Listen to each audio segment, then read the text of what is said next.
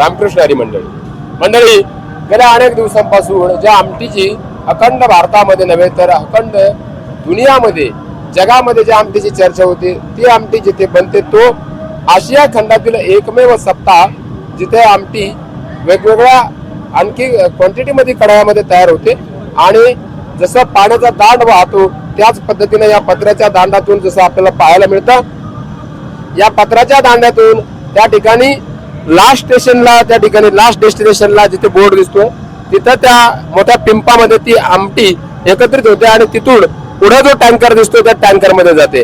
आमटीचा हा संपूर्ण प्रवास आपल्याला अतिशय रुचकर आणि चांगला वाटतो, परंतु या प्रवासामागचं नियोजन काय आहेत, कोण आहेत, कशा पद्धतीने ही आमटी बनवली जाते या सगळ्या गोष्टी जाणून घेऊया।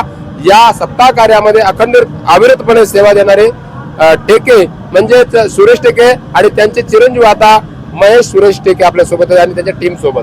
दादा काय सांगाल, आता सध्या किती कढाया सुरू आहेत आमटीच्या आणि दिवसभरात किती आमटी तयार होते काय सांगाल? जय हरी।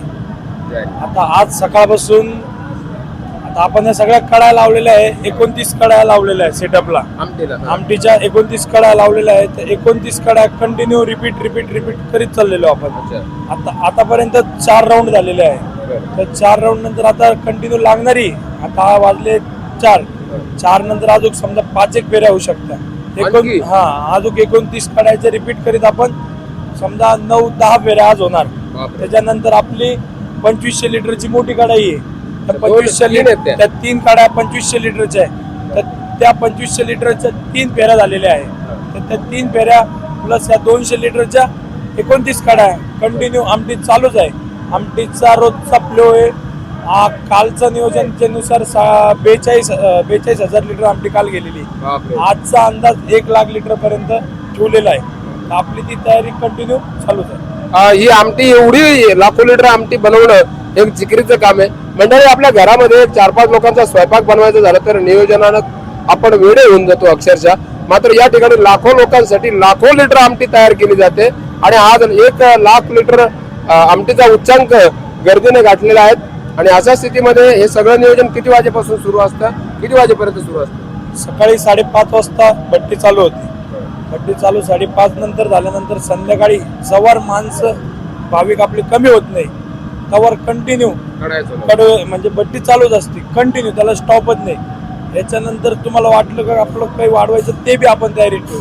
अच्छा, वेळेनुसार आता या 3 कढाया मला याच वेळेला पाहायला मिळाला 2500 लिटरच्या। आपण पहिला वर्ष आहे का हे आपण उपक्रम चालू केलाय, त्या गुराळाच्या कढाया म्हणतात त्याला, आपण ह्या वर्षी त्याला पहिल्यांदा लावलेलं आहे। याच्या पुढे आपण त्याची अजून टेक्नॉलॉजीनुसार वाढीचं नक्की म्हणजे त्या क्वांटिटी मध्ये ती आमटी पटकन तयार होण्यास मदत होते। म्हणजे याच्यामध्ये 200 लिटर तयार होणार आहे, तर त्याच्यात 2500 लिटर तयार होणार, म्हणजे याच्यात 10 कढायाची आमटी ती 1 टाइम तयार होणार आहे। म्हणजे आपल्याला टायमिंग कमी माल जास्त भेटतो। बरोबर। आता किती दिवस आणखी आमटीचं नियोजन आहे आपल्याकडे?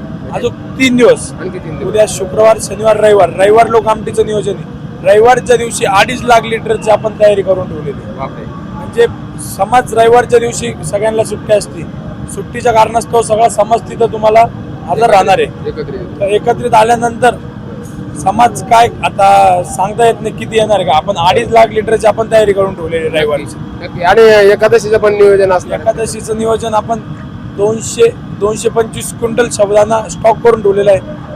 रविवारी दुपारी नंतर तो साबुदाणा भिजायचं चालू होऊन जाईल आणि सोमवारी सकाळी 4:30 पासून भट्टी चालू झाली तर संध्याकाळी 11 वाजे लोक 10-11 वाजे लोक भट्टी कंटिन्यू चालणार। एक विशेषता या ठिकाणी पाहायला मिळते की कुठल्याही कढईतली आमटी काढली तर 34 येते, तर हे सगळं क्वांटिटी कसं शक्य होतं? सगळं गंगागिरी महाराज करून घेतो। एक कढईमध्ये समजा ही कढईची चौकरात, ती कढईची चौकरात, ती सगळे एकच असणार। आपल्या हातात काही नाही, सगळं त्यांच्या हातात आहे, ते करून घेतात सगळं। परंतु या सप्ताहाच्या माध्यमातून टेके यांचं नाव भारतभर गेलंय आणि संपूर्ण घराघरामध्ये पोहोचलंय, तर या सप्ताहामध्ये काम केल्यानं एक काय फील आला तुम्हाला सप्ताहासाठी? आज मला असं सांगायला म्हणजे एकदम वेगळं वाटतं।